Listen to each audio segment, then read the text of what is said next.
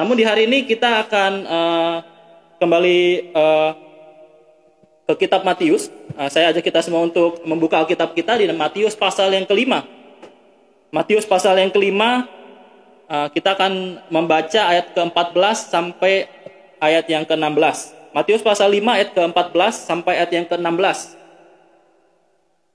Masih berkaitan dengan khotbah Yesus di bukit. Kita akan baca bersama-sama karena ayat ini singkat. Matius pasal 14 sampai ayat yang ke-16, dalam hitungan ketiga kita baca bersama-sama. 1, 2, 3. Kamu adalah terang dunia, kota yang terletak di atas gunung tidak mungkin tersembunyi. Lagi pula orang tidak menyalakan pelita lalu meletakkannya di bawah gantang, melainkan di atas kaki dian, sehingga menerangi semua orang di dalam rumah itu. Demikianlah hendaknya terangmu bercahaya di depan banyak, supaya mereka melihat berbaganmu yang baik dan memuliakan Bapamu yang di sorga.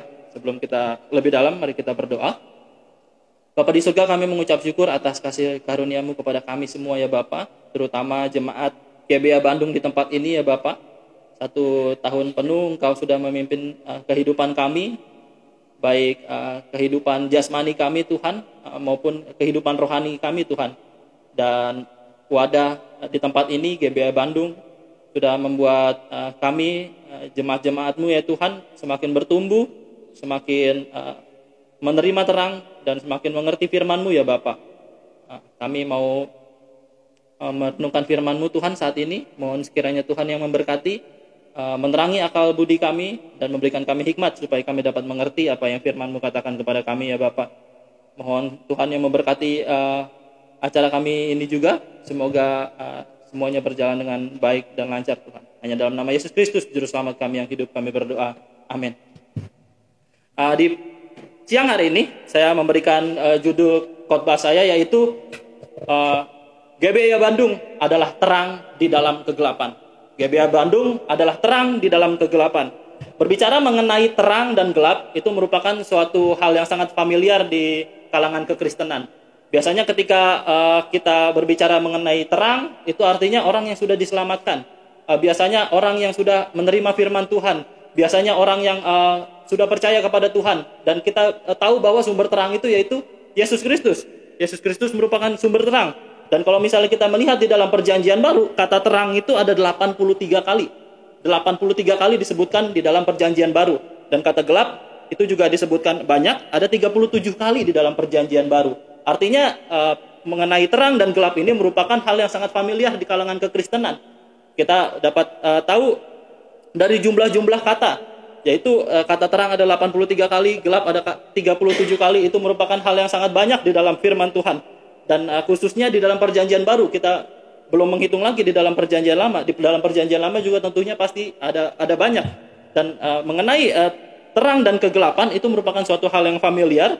Dan umumnya ketika kita mendengar kata terang, biasanya terlintas di pikiran kita adalah suasana yang baik. Biasanya surga juga digambarkan sebagai terang. Di dalam kitab Yesaya ada gambaran mengenai surga. Di situ ada singa yang memakan rumput, yang hidup berkawanan dengan hewan-hewan lainnya, dan suasana yang damai sekali ketika kita mendengar kata terang itu sendiri. Bahkan ketika kita masih kanak-kanak, misalnya malam-malam mati lampu, tiba-tiba kita cari orang tua kita, cari perlindungan.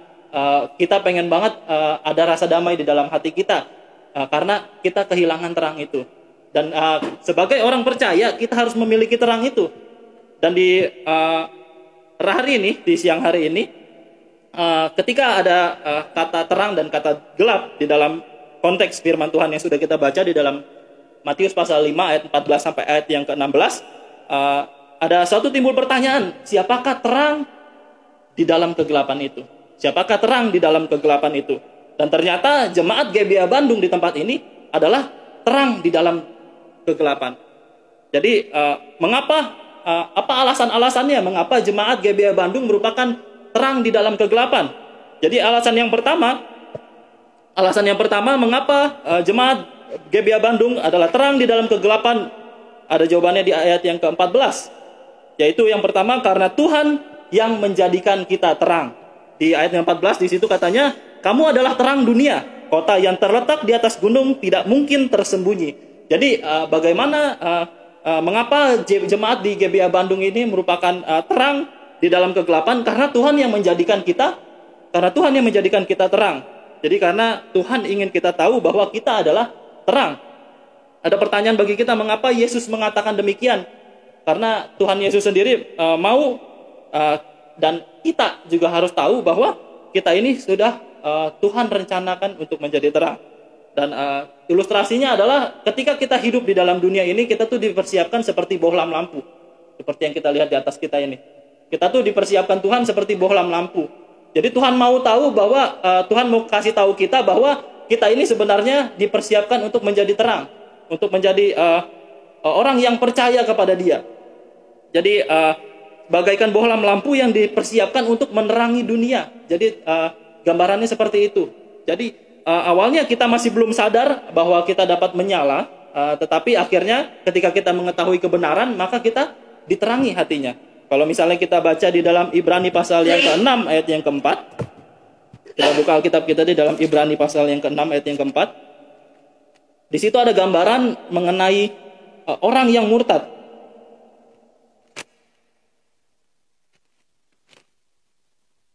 Ibrani pasal yang ke-6 ayat yang ke-4, sebab mereka yang pernah diterangi hatinya, yang pernah mengecap karunia surgawi, dan yang pernah mendapat bagian dalam Roh Kudus.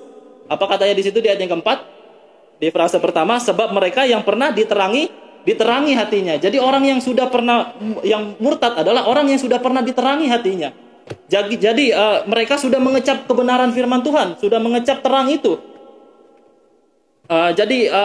Mereka merupakan orang yang sudah percaya kepada firman Tuhan. Dan saya percaya di tempat ini bahwa GBA Bandung merupakan orang-orang yang berisikan orang lahir baru. Amin. Sudah percaya Tuhan? Amin. Jadi kita sudah diterangi hatinya. Jadi Yesus Kristus yang adalah sumber terang, yang menjadikan kita terang, Dia mau memberitahukan kepada kita bahwa kita merupakan terang. Dan di situ di ayat ke-14 katanya, kamu adalah terang dunia, kota yang terletak di atas gunung tidak mungkin tersembunyi. Artinya ketika kita dipersiapkan untuk menjadi terang dan kita sudah bertobat dan percaya kepada Yesus Kristus, kita mengambil keputusan untuk percaya, kita harus seperti kota yang terletak di atas gunung, yang cahayanya tidak, bentuk fisiknya tidak mungkin tersembunyi. Dan melalui terang, jika kita merupakan suatu terang, diumpetin seperti apapun, seharusnya kita tidak boleh tidak kelihatan. Artinya ketika orang Kristen berada di tengah-tengah orang yang tidak percaya, kita harus seperti terang, harus memiliki fungsi yang benar. Artinya kita tidak seperti gambaran kota yang terletak di atas gunung tidak mungkin tersembunyi. Artinya ketika kita dipersiapkan menjadi terang, dan kita sadar dan bertobat dan percaya kepada Yesus Kristus, dan kita akhirnya menjadi terang, kita harus sadar bahwa kita harus menyinari orang-orang di sekitar kita dan memberikan terang itu. Jadi jemaat di GBA Bandung ini, Tuhan memberikan wadah juga untuk melaksanakan amanat agungnya, bahwa kita harus memberitakan Injil tentunya kepada orang di sekitar kita. Makanya ada jemaat GBA Bandung yang menjadi terang bagi orang-orang di sekeliling kita. Jadi itu yang Tuhan mau, bahwa ada fungsinya. Di dalam Yohanes pasal yang ke-8 ayat yang ke-12, ia memberitahukan kepada manusia mengenai identitas dirinya yang di dalam dunia teologi dikenal dengan kata egoimi, bahwa aku adalah. Di dalam Yohanes pasal 8 ayat yang ke-12 dia mengatakan bahwa aku adalah terang dunia. Jadi jika Yesus Kristus merupakan terang dunia, kita adalah cerminan dirinya, maka kita harus juga seperti Yesus Kristus yang menyinari dunia ini, dunia yang penuh dengan kegelapan. Ada lagu himne yang mengatakan bahwa di dunia yang penuh cemar, gimana lagu? Di antara sesamamu hiduplah. Jadi kita dituntut untuk menjadi terang. Jadi Yesus Kristus sudah mengatakan bahwa kita merupakan Yesus yang merupakan sumber terang. Ia mau memberikan terangnya kepada kita melalui firman-Nya, dan kita harus menjadi terang bagi orang-orang di sekitar kita, memberikan kebenaran lewat firman Tuhan, dan kita menjadi alat Tuhan untuk menjadi terang di dalam kegelapan. Lalu bagaimana caranya Yesus Kristus menjadikan kita terang? Ya, caranya Yesus Kristus untuk menjadikan kita terang ada di dalam Yohanes pasal yang ke-12 ayat yang ke-36. Kita buka Alkitab kita di dalam Yohanes pasal yang ke-12 ayat yang ke-36.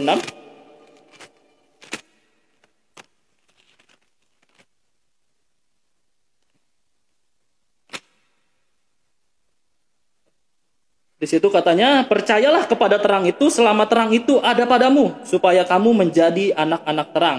Jadi percayalah kepada terang itu maksudnya kita harus percaya kepada Yesus Kristus, bahwa dia merupakan juru selamat yang sudah menghapuskan dosa kita yang dulu, dosa kita yang sekarang, dan dosa kita yang akan datang. Jadi caranya Yesus Kristus menjadikan kita terang seperti dirinya adalah dengan cara kita seperti Yesus Kristus. Kita percaya dan bertobat kepada Yesus Kristus. Karena percaya Yesus Kristus itu menyelamatkan. Makanya kita menjadi terang. Ternyata cara kita menjadi terang adalah dengan percaya kepada Yesus Kristus. Jadi jemaat GBA Bandung, saya katakan mengapa adalah terang di dalam kegelapan, itu karena jemaat ini merupakan orang yang berisikan orang-orang yang sudah bertobat dan percaya kepada Yesus Kristus. Jadi ketika kita percaya kepada sumber terang itu, yaitu Yesus Kristus, dan kita menjadi anak-anak Allah, di situ katanya, lalu kita menjadi anak-anak terang. Tadinya hidup kita yang dahulu di dalam kegelapan dosa, kita sehari-hari mungkin bertanya-tanya ke dalam hati kita. Kalau saya dulu ketika saya masih SMA, saya sudah tahu akhir hidup saya pasti di neraka. Jadi saya bingung gitu, gimana caranya supaya masuk surga sebelum mengenal kebenaran. Jadi dulu kadang-kadang ketika saya masih SMA, uang jajan saya sisihkan. Jadi setiap saya pulang sekolah tuh pasti ada ketemu pengemis, ada orang-orang yang membutuhkan. Jadi kadang-kadang saya kasih ke mereka gitu. Tujuannya bukan untuk masuk surga. Saya tahu bahwa itu tidak membuat saya masuk surga, tetapi seenggaknya meringankan saya di api neraka. Dulu saya berpikiran seperti itu sebelum mengenal kebenaran. Jadi kita sebelum mengenal kebenaran itu hidup di dalam kegelapan. Jadi kita mungkin orang yang dulunya hidup tidak damai, dulunya memiliki masalah-masalah yang berat, mungkin perihal-perihal kehidupan ini, lika-liku jalan-jalan kehidupan ini mungkin sangat berat bagi kita. Namun ketika kita sudah bertobat dan percaya kepada Yesus Kristus, setidaknya ada damai, ada janji yang kekal, bahwa ketika kita mati nanti kita pasti masuk surga, dan ketika kita masuk surga kita akan bertemu juru selamat kita. Itu adalah hal yang sangat indah bagi kita. Jadi Bapak Ibu Saudara-saudariku yang kasih dalam Tuhan, hanya orang yang sudah menerima terang itu yang dapat diselamatkan. Jadi pertanyaannya bagi kita semua adalah apakah di sini ada yang belum menerima Yesus Kristus sebagai terang dan juru selamat kita? Jika masih belum ada, mari kita menerima Yesus Kristus untuk menjadi Tuhan dan juru selamat kita. Mari kita diperdamaikan dengan Allah. Mari kita memberikan hidup kita untuk Tuhan, dan bagi yang sudah menerima Yesus Kristus sebagai Tuhan dan Juru Selamatnya, kita sudah menjadi terang, dan kita harus menjadi kota yang terletak di atas gunung, yang tidak mungkin tersembunyi. Jadi itu hal yang pertama, mengapa jemaat GBA Bandung merupakan terang di dalam kegelapan. Lalu yang kedua, bukan hanya Tuhan Yesus yang menjadikan kita terang saja, ada alasan kedua mengapa kita atau jemaat GBA Bandung merupakan terang di dalam kebenaran, di dalam kegelapan, yaitu yang kedua karena Tuhan mau memakai kita menjadi alatnya. Karena Tuhan mau memakai kita menjadi alatnya. Kalau kita perhatikan ayat yang ke-15, lagi pula orang tidak menyalakan pelita lalu meletakkannya di bawah gantang, melainkan di atas kaki dian sehingga menerangi semua orang di dalam rumah itu. Jadi Tuhan memberikan ilustrasi ketika di dalam kegelapan malam, ketika di dalam kalau misalnya kita hidup di zaman sekarang, ketika kita mati lampu, kita tidak mungkin meletakkan sinar itu di bawah gantang atau di bawah tempat yang tidak kelihatan. Mungkin di bawah kasur, di bawah tempat tidur atau di tempat-tempat yang tersembunyi. Tetapi ketika di dalam kegelapan, kita meletakkannya di atas kaki dian sehingga menerangi semua orang di dalam rumah itu.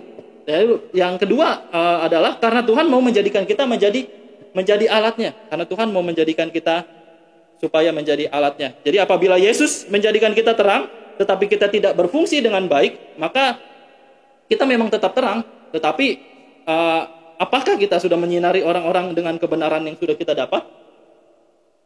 Tentunya kita jika sudah diterangi hatinya, tetapi kita tidak berfungsi sebagai terang yang baik, maka kita akan menjadi terang yang sangat disayangkan. Jadi kita sudah bertobat dan percaya kepada Yesus Kristus, tetapi jika kita tidak memberikan hal kabar baik ini kepada yang lain, maka sangat disayangkan bahwa kita orang-orang yang sudah percaya tetapi tidak memberitakan firman Tuhan yang lagi kepada orang yang lain. Pasti ada kerinduan di hati kita, mungkin keluarga kita yang belum mengenal kebenaran, mungkin keluarga kita yang belum bertobat dan percaya. Jika kita memiliki keinginan hati yang seperti itu, sangat baik. Minimal kita berdoa untuk keluarga kita yang belum bertobat dan percaya kepada Yesus Kristus. Mungkin kita mengabari lewat penginjil-penginjil yang ada di sekitar keluarga kita itu tersebut, atau memberikan banyak alat-alat penginjilan lewat traktat, lewat video, lewat penjelasan firman-firman Tuhan yang lain. Jadi karena Tuhan di ayat yang ke-15 ini, Tuhan mau menjadikan GBIA Bandung ini yang adalah terang di dalam kegelapan menjadi alatnya yang efektif, menjadi alatnya efektif. Jadi pertanyaannya bagi kita adalah, apakah terang yang kita miliki ini menjangkau segala kegelapan yang ada di Bandung ini, atau yang ada di dekat kita seperti keluarga-keluarga kita, atau kita hanya menjadi terang yang dalam tanda kutip yang remang-remang. Jadi kalau misalnya Bapak Ibu pernah melihat lampu LED itu, lampu LED itu kan ada umurnya. Jadi kadang-kadang tuh lampu yang udah terang seperti ini nanti lama-lama dia redup. Tetap terang tapi terang itu redup. Sama seperti kalau dulu di Kalimantan, saya nggak ada listrik, di situ ada listrik panel, jadi dari matahari ke tenaga surya, dan ada di situ ditampung ke aki, lalu dari aki itu baru nyalurin listrik. Jadi di lampu-lampu itu ada lampu-lampu yang namanya lampu DC, lampu yang arusnya DC. Jadi di lampu DC itu semakin lama akinya ini tenaga energinya makin habis, dia semakin redup. Jadi gambarannya seperti itu. Jadi kita sebagai orang yang sudah percaya, kita mau dipakai Tuhan menjadi alatnya, dan Tuhan mau menuntut kita sebagai alatnya. Tuhan mau kita menjadi alat yang tepat, diletakkan di tempat yang tepat, dan juga memiliki fungsi yang tepat. Jadi kalau rancangan yang Yesus buat adalah rancangan untuk murid-muridnya, ya sebagai orang yang percaya kita mau dimuridkan oleh Yesus Kristus, dan kita juga merupakan murid-murid Yesus Kristus. Jadi kita termasuk murid-muridnya. Jadi rancangan yang Tuhan berikan kepada murid-muridnya ini, ketika di pasal yang kelima ini, ketika Yesus Kristus berkhotbah di atas bukit, dan dia merancang murid-muridnya untuk seperti demikian, untuk menjadi alatnya, dan kita sekarang merupakan penerus-penerusnya, murid-muridnya Tuhan.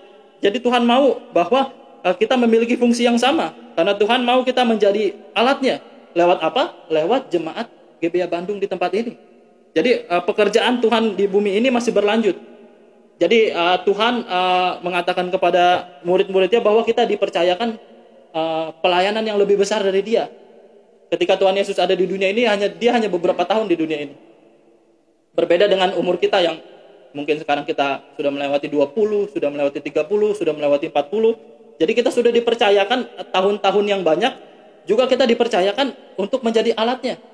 Jadi tahun demi tahun kita dipercayakan untuk menjadi alatnya, untuk menjadi kebenaran firman Tuhan, untuk menjadi memberikan terang bagi orang-orang di sekitar kita. Jadi waktu itu saya pernah ke satu GBIA. Satu GBIA ini umurnya udah 20 tahun, udah 20 tahunan. Dan ketika mereka HUT, terus saya datang, pulang selesai kita bersukacita dan merayakan HUT GBIA ini. Terus di akhir kebaktian gembalanya berkata kepada saya dan cerita gitu, Peter, kita sudah umur 20-an tahun seperti ini, juga tadi sudah lihat kan banyak jemaat yang datang, tetapi yang gembala ini sedih adalah ketika jemaat-jemaatnya tidak mengajak orang-orang yang baru gitu datang untuk kebaktian bersama-sama dengan mereka di acara HUT.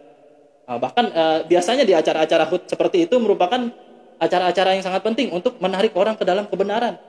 Jadi sangat simpel bagi kita jika kita tidak bisa menjelaskan firman Tuhan panjang lebar, mungkin kita tidak bisa PA, mungkin kita tidak ada waktu untuk itu, mungkin kita dalam kesulitan dalam hal itu, kita bisa mengajak orang-orang lain yang belum diselamatkan ketika acara-acara HUT, misalnya HUT GBIA Bandung tahun depan, kita memiliki target, saya akan ajak satu orang teman saya.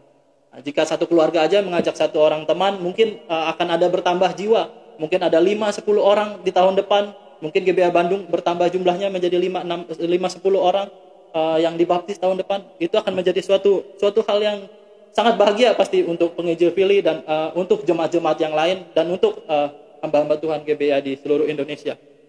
Jadi Tuhan mau menjadikan kita menjadi alatnya. Tuhan mau kita sebagai alatnya yang efektif. Tuhan mau memakai kita sebagai alatnya karena Tuhan mau kegelapan bisa dijangkau oleh kita.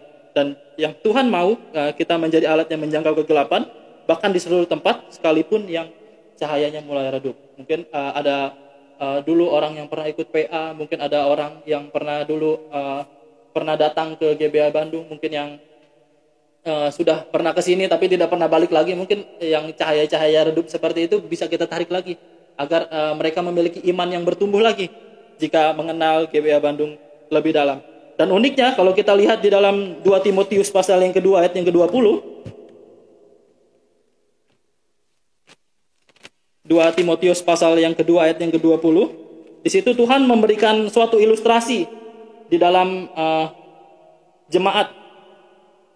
2 Timotius pasal 2 ayat yang ke-20 saya bacakan untuk kita semua. Dalam rumah yang besar bukan hanya terdapat perabot dari emas dan perak, melainkan juga dari kayu dan tanah. Yang pertama dipakai untuk maksud yang mulia dan yang terakhir untuk maksud yang kurang mulia. Jadi di dalam jemaat lokal Tuhan Rasul Paulus berbicara kepada Timotius bahwa ternyata sebenarnya ini tema khotbah yang lain, yaitu menjadi perabot yang mulia. Tetapi akan saya singgung sedikit. Jika kita lihat di sini ada gambaran Rasul Paulus, ada perabot yang katanya di situ ada yang dipakai dengan maksud yang mulia dan yang terakhir dipakai untuk maksud yang kurang mulia. Jadi pilihannya ada di dalam diri kita sendiri. Kita mau dipakai Tuhan untuk menjadi alat yang mulia, atau kita mau dipakai untuk menjadi alat yang kurang mulia. Misalnya kita ilustrasikan, misalnya kita pemain bola, kita pasti mau menjadi pemain utama.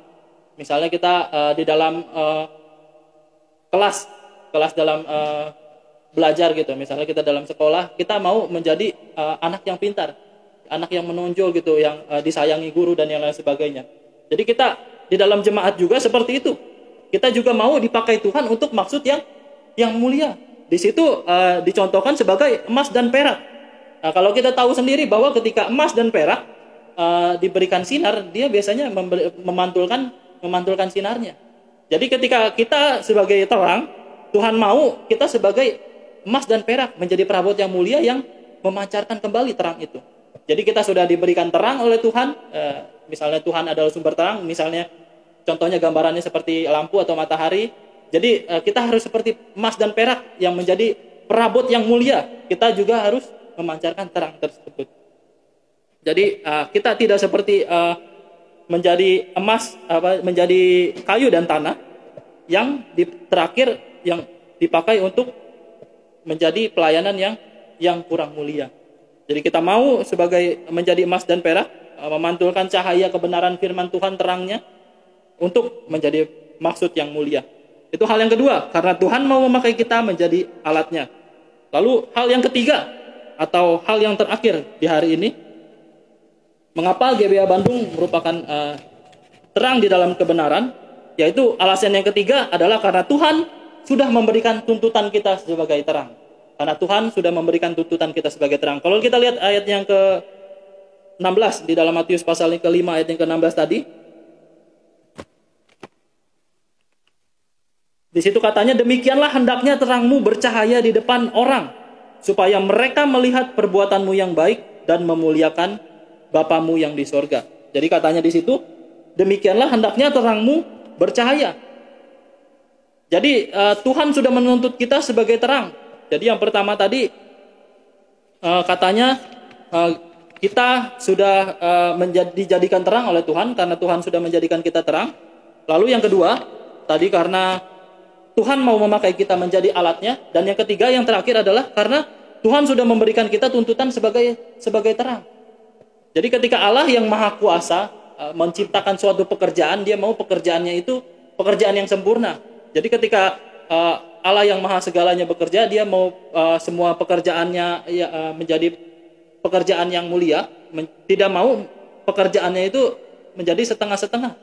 Allah kita merupakan Allah yang totalitas. Jadi ketika kita menjadi dipakai untuk menjadi terang, Allah menuntut kita untuk menjadi terang. Dan tuntutannya adalah, demikianlah hendaknya terangmu bercahaya di depan orang, supaya mereka melihat perbuatanmu yang baik dan memuliakan Bapamu yang di surga. Jadi tujuannya bukan Tuhan menuntut kita sebagai terang, bukan menjadi kita menjadi tersiksa, tetapi Tuhan mau agar apa? Supaya mereka melihat perbuatan kita yang baik. Jadi cara kita untuk menerangi dunia ini untuk efektif untuk Tuhan adalah, yang pertama, kita dituntut supaya terang kita bercahaya dengan melakukan perbuatan baik. Kadang-kadang penginjilan itu awalnya tidak butuh garis zaman atau yang lain sebagainya. Kadang-kadang yang pertama itu yang dilihat oleh orang adalah perbuatan hidup kita atau kesaksian hidup kita. Jadi Tuhan sudah memberikan contoh di ayat yang ke-16 ini, supaya mereka melihat perbuatanmu, katanya di situ. Jadi yang pertama harus kita ketahui, cara kita untuk menerangi dunia ini adalah dengan perbuatan-perbuatan kita. Kita digambarkan, orang Kristen itu digambarkan seperti cermin. Seperti cermin yang memancarkan kebenaran firman Tuhan. Jadi kita perbuatan yang kita lakukan ini adalah perbuatan yang bisa dikatakan dalam hal pasif. Kalau kita aktif, kita memberitakan Injil, dalam hal pasifnya kita melakukan perbuatan baik, menjadi terang di sekeliling kita lewat perbuatan yang baik. Jadi misalnya banyak kesaksian mahasiswa-mahasiswi teologi di Grafe yang ketika mereka sudah beberapa tahun kuliah di Grafe, ketika mereka pulang, mereka nggak langsung Injil, tetapi mereka hanya melakukan seperti apa yang mereka lakukan di dalam kampus di Grafe. Jadi jika dulu misalnya menjadi menjadi anak-anak, orang tuanya melihat mereka merupakan anak-anak yang malas, yang susah disuruh dan lain sebagainya, tetapi ketika mereka pulang, mereka menjadi orang-orang yang rajin, yang mau disuruh. Jadi dengan hal-hal sederhana seperti demikian, mereka memenangkan hati orang-orang tuanya. Jadi melalui perbuatan-perbuatan baik yang mereka lakukan, karena Tuhan juga memberikan contoh seperti kita, untuk kita, supaya mereka melihat perbuatan kita yang baik dan memuliakan Bapa kita yang di surga. Lalu yang kedua, kita dituntut untuk memuliakan Bapa. Jadi di situ katanya yang pertama tadi, supaya mereka melihat perbuatanmu yang baik, itu yang pertama. Dan yang kedua adalah supaya mereka memuliakan Bapamu yang di surga. Jadi kita dituntut, karena Tuhan memberikan tuntutan kepada kita sebagai terang, kita dituntut untuk memuliakan Bapa. Jadi Tuhan memberikan tuntutan bukan untuk itu semua tujuannya untuk menjadi kemuliaan bagi kita, tetapi Tuhan ingin kita dituntut untuk memuliakan Bapa kita. Jadi bukan untuk kemuliaan kita sendiri, walaupun kita juga sudah Tuhan kasih tahu di ayat yang ke-14 tadi bahwa kita adalah terang dunia, tetapi yang Tuhan mau tujuannya di akhir adalah supaya mereka memuliakan Bapa kita yang di sorga. Jadi kita dituntut untuk memuliakan Bapa kita yang di sorga, bukan untuk menjadi kemuliaan bagi kita.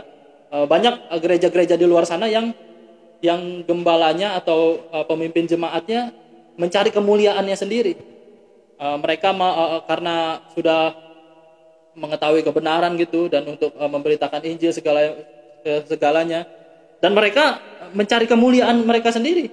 Misalnya dengan ketika bertemu dengan gembala yang lain, mereka menyombongkan diri, memuliakan dirinya sendiri lewat jemaat saya banyak, perpuluhan saya banyak, mobil saya banyak, dan lain sebagainya. Injil-injil sukses. Jadi kita dituntut untuk memuliakan Bapa kita, bukan untuk mencari kemuliaan bagi diri kita sendiri. Jadi kalau misalnya ilustrasinya adalah seperti seorang sales yang kadang-kadang di dalam dunia ekonomi itu katanya sales itu merupakan jantungnya perusahaan. Jadi kalau misalnya nggak ada sales itu perusahaan itu nggak ada apa-apanya katanya. Misalnya di dalam perusahaan otomotif seperti motor dan mobil, kalau nggak ada sales yang nawarin jualan mereka, katanya ya percuma, orang nggak bakalan tertarik dengan motor dan mobil itu. Tetapi biasanya melalui sales-sales ini yang merupakan jantung dari perusahaan. Jadi sales ini tidak mencari kemuliaan mereka sendiri, mereka tidak menyombongkan saya menjual motor banyak, ada 1.000 motor yang saya jual gitu. Saya menjual mobil, ada 500 mobil yang saya jual. Tidak. Tetapi dia mencari kemajuan dari perusahaannya. Dia mencari kemajuan dari perusahaannya supaya nantinya dia naik jabatan, jadi manajer dan yang lain sebagainya. Jadi itu merupakan suatu gambaran. Jadi ada peluang besar bagi kita untuk menjadi efektif untuk menerangi kegelapan dengan hadirnya jemaat GBA Bandung di tempat ini. Jadi marilah kita berikan waktu kita kepada Tuhan yang menjadikan kita terang di dalam kegelapan. Terakhir, mari kita buka Alkitab kita di dalam Lukas pasal yang ke-11 ayat yang ke-35. Mari kita tutup hari ini dengan Lukas pasal yang ke-11 ayat yang ke-35.